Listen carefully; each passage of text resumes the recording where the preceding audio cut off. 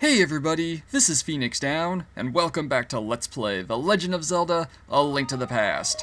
In the last episode, I finished the game. So you might be asking yourself, Phoenix, if you've already finished the game, then what are you going to do to make this playthrough different?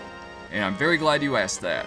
This is The Legend of Zelda, A Link to the Past, Randomized. Now what that means is that this is a ROM hack of A Link to the Past that takes all of the treasures of the game, whether it's consumables like rupees or bombs or arrows, or heart container pieces, or the various dungeon items of the game. It takes all of that stuff and it shuffles it around, so that anytime I open a chest in this playthrough, I'm not going to know what's inside.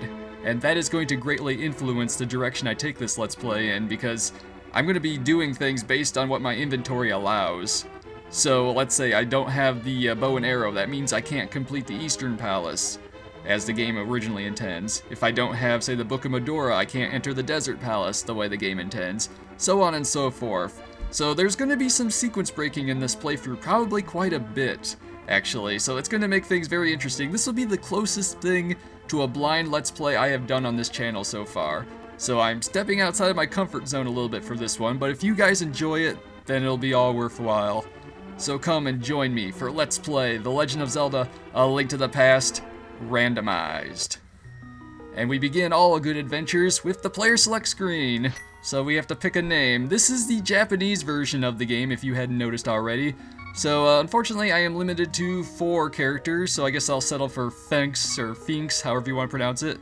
Though I guess I could go with Phoenix or Fnix. Yeah, I mean it's always about Fnix in gaming journalism these days anyway. So I've been told. But alright, let's begin our adventure.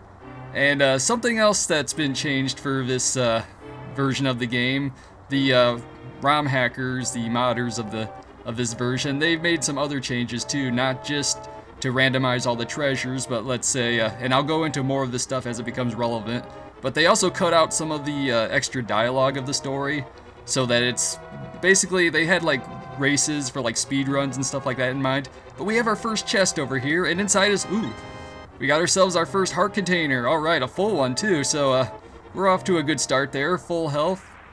4 hearts of health. So, as per usual, we can only go one way right now. We have to go and rescue Zelda from Hyrule Castle.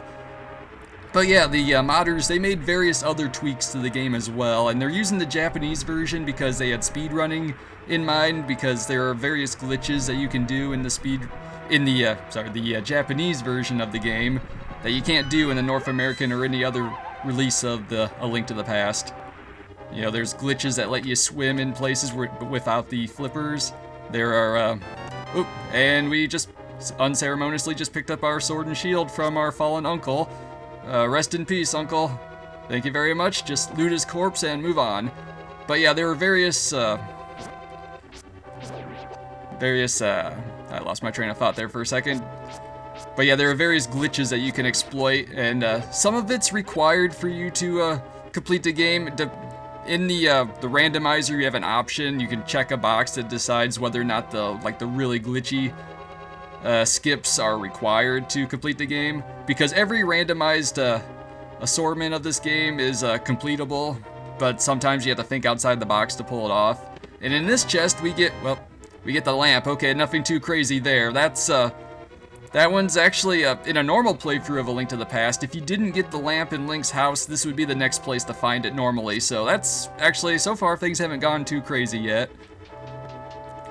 But yeah, that's the reason why they did the Japanese version, basically for speedrunning in mind. In order to actually get this randomizer, and I will put the correct information in the description for the video, so that you guys can play along if you so choose. And just ignore that, soldier. But yeah, the randomizer itself is just like a little program that you download, and then if you have a code, it's like an 8-digit letters and numbers thing you type in. And if you have like a preset random assortment you want to do, like if you want to play the same version of the game that I am, you would just type that in and it would create a complete ROM of A Link to the Past with all the changes made that the modders did besides just randomizing things. But so you can do that. Take care of the blue guy. Yeah, he hit me, but oh well. We got ourselves a key, and in this chest we get the shovel. Oh wow.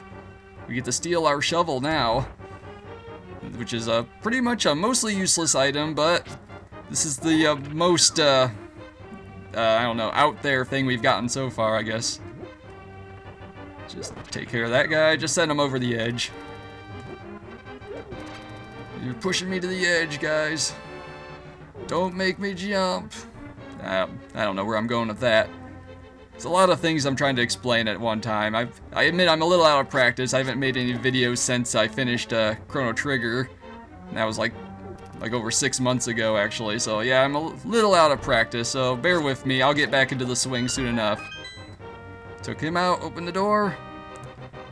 But yeah, it has been a while since I've done one of these videos, so a lot's happened in that time. I've gone to a couple conventions. I was at MagFest last month.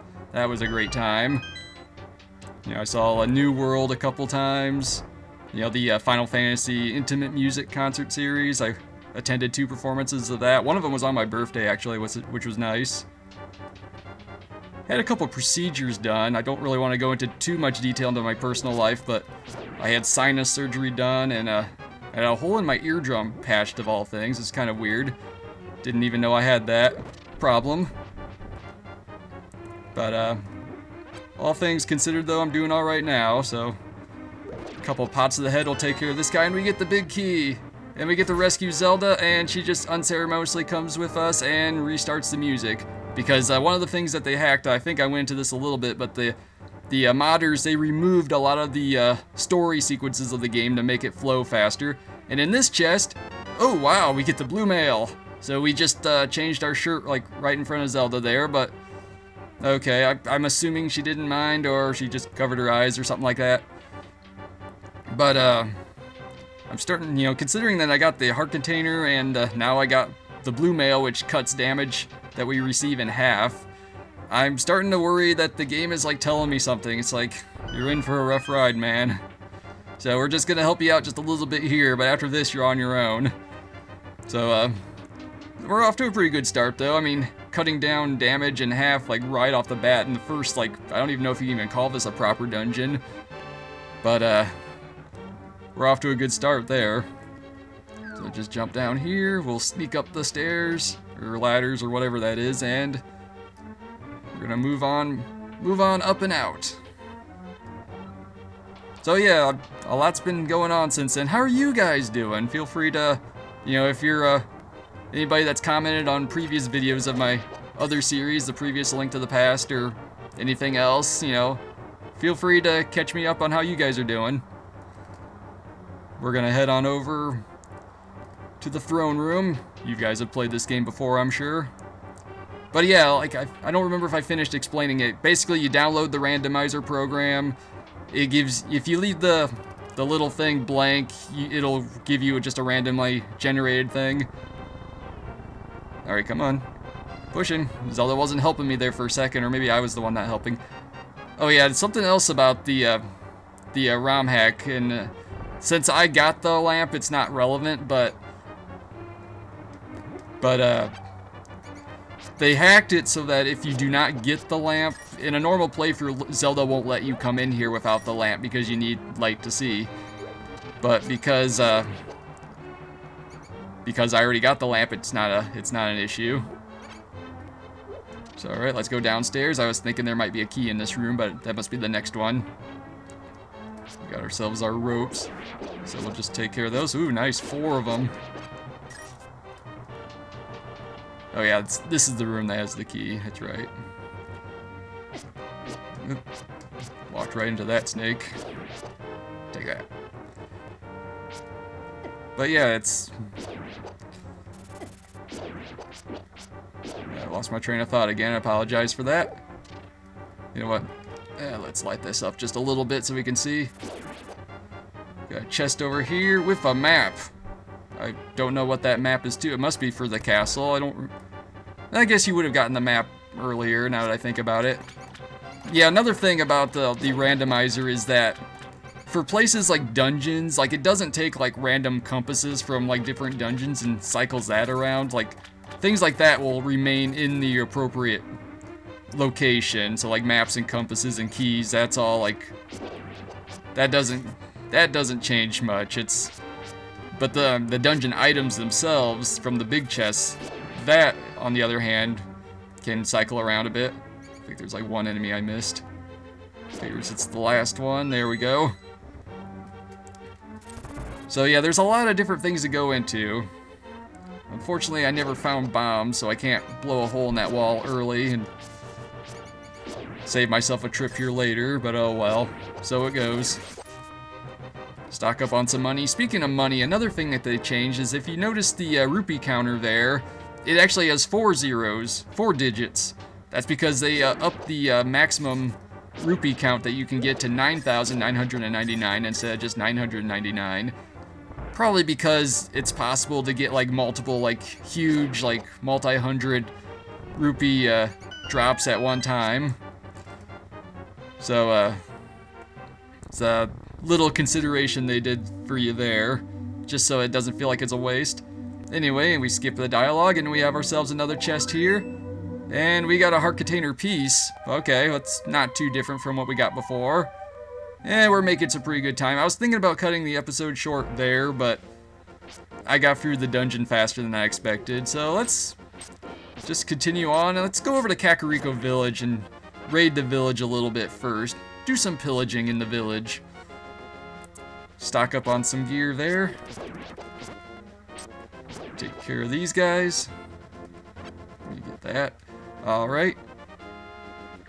But yeah, I mean, there's just all these little touches that they added to the game. It's nice. This is something new for me. I've never played this before, this approach to the game. So I'm curious to see how this plays out. So let's raid some treasure down here in the village. We got the Thieves' Den here. I do not have bombs to blow a hole in this wall yet, so I'm going to have to just hope I find something like that in one of these boxes. Slide this over here. This. Alright, we can get all 4 in one trip. Alright, we got bombs. Nice. Ask and ye shall receive. And okay, I've got plenty of bombs. And 50 rupees. Nice. And 20 rupees. Not too bad. I'm glad I got those bombs because I was wondering about that. We're gonna blow a hole in this wall.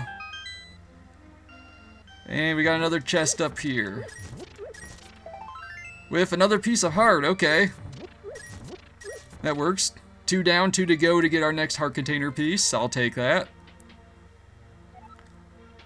So far, most of what we got is related to health or preserving health. So that's welcome though. We have another cave over this way. I'm gonna jump down the well or whatever this hole is. Got a few more boxes to open down this way. And here we get some arrows, but I don't have a bomb to use it with. Gonna blast a hole in this wall here. With another chest. Oh, and another full heart container. Nice. I'm really starting to wonder if the game's like preparing me for something. 300 rupees. Nice. Another heart container piece. And another 300 rupees. I am raking in so much cash right now. See, this is why they did the whole raising the cap on how many rupees you can collect. Because that's a thing. Alright, we got the bottle salesman. And we just bought another heart container. This is going to be pretty crazy, but I'm starting to worry that I'm not getting items. But alright, we can blow a hole in this wall in this house. So let's see what we find inside. I'm already laughing, but I'm going to laugh if it's a heart container or a heart container piece. And we got ourselves a bottle. What was in that? It's like, oh, it's the green potion for magic. Another thing I should note, I meant to say this earlier when we got the shovel, is that one of the things that they changed is that because of the random nature of everything, you can get, like, say, the ocarina before you get the shovel in some playthroughs. But when you pick up the shovel, then it overrides the flute or ocarina in the inventory. So what they have is the ability to actually toggle between the two if you have them both, so that you can still dig up that little one single plot of ground where you pick up the ocarina in a normal playthrough. With the shovel, then you just don't have to use it ever again. So that's another little interesting thing. They have the same thing with the bottles here, and each bottle you find, I believe, has like a random content inside it, whether it's like a fairy or a potion or a bee. So I don't really need the shovel, but so that's another interesting thing that they changed to make this playthrough, or this particular ROM, doable in some sense. Actually, don't think there's actual random treasure down here, but I'm going to just go down here and blow a hole in this anyway, just so I can restock on some more bombs. And take out some rats, of course. It's a dire rat. So, stock up on some explosives. And get a few arrows I can't use yet. Why not? They'll come in handy eventually. Alright, normally you would talk to this kid to figure out where Sahasrara is, but we already know where he's at. We've played this before. It's in Japanese too, so it's not like we can understand what he's saying. And because we have a bottle, we can talk to the bud catching kid, and he'll give us whatever the bud catching net is going to be in this playthrough. Oh, he's waking up. And another heart container, a full one at that. Wow. Well, I'm sitting pretty right now. I don't have any items to really work with. Oh, but holy crap. I think I just got max bomb capacity. That is amazing. I wasn't even 100% sure that was a thing in this playthrough. Wow. I am at a loss for words at that. That is out of the blue. That is totally out of the blue. But let's see, where can I go now? I don't have the Pegasus shoes, so I can't get whatever's up there, but I guess I can go ahead and do the little game over this way, where I can blast a hole in the quarreling brothers' house. So blow a hole there, go out this side, and we got that little race where you have to get to the end in 15 seconds to get a prize. Take a little shortcut here. And our reward is 10 rupees, 10 arrows! Yay! Sure, why not? I'll take it. Well, we don't really have any good leads on what dungeon to do next yet, but we're off to a good start. We've got a full arsenal of bombs, and hey, since we're passing by the Haunted Grove, I may as well put that shovel to use. Hopefully something good comes out of that. Be interesting to find like a shield, or maybe in the bow and arrow, or a hook shot. Something nice, and the guy is gone for some reason. That works. So let's pull out our shovel. And we got a single arrow. The shovel is officially the most useless item of this playthrough. At least so far. Alright, I'm going to check out a couple more treasure locations I can do something with. And then we'll call it an episode. So, well, I can't go down that way. I don't have the power glove to lift that block. I don't have Pegasus shoes. I'm used to dashing when I'm in this screen because I normally don't explore this area without it. But yeah, let's at least go down and check the I don't know, I'm trying to think what do you actually call it. The light world equivalent of the Swamp Palace, whatever that is, that, I don't know, a dam, I guess. I'd like to know where that water is coming from that the dam is actually blocking, now that I think about it. But alright. So let's move some blocks, and in this chest we got a heart container piece that filled out another full heart container. Wow. But okay, I'm going to drain the water. I'm going to drain the swamp. And then figure out what that treasure is, and then we'll call it an episode. So hopefully it's something good that gives me a good indicator of where to go next. And there we have 10 arrows. I feel like this might be a trend. So we got 10 arrows, and next time on Let's Play The Legend of Zelda: A Link to the Past Randomized, we're going to continue scouring the light world in search of items to help us determine which dungeon we should do first. So this has been Phoenix Down, and I will see you guys next time.